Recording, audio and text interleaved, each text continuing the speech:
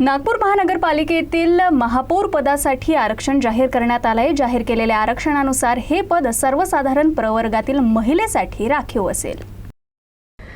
नागपूर महानगरपालिकेतील महापौर पदाच्या आरक्षणाची अधिकृत घोषणा करण्यात आली आहे। गुरुवारी मुंबईतील मंत्रालयात नगरविकास राज्यमंत्री माधुरी मिसाळ यांच्या उपस्थितीत ही प्रक्रिया पूर्ण झाली।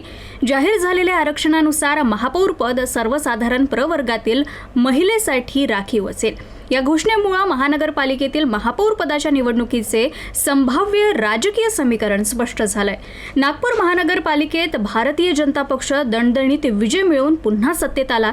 भाजपनं आपल्या मित्रपक्ष शिवसेनेसह 151 पैकी 102 जागा जिंकल्या। या प्रचंड विजयासह नागपूर महानगरपालिकेत भाजपला महापौर पद मिळणं निश्चित आहे। आरक्षण जाहीर झाल्यानंतर भाजपनं महापौर पदासाठी उमेदवारांचा शोध सुरू केलाय। यावेळी सर्वसाधारण प्रवर्गातील 24 महिलांनी विजय मिळवलाय।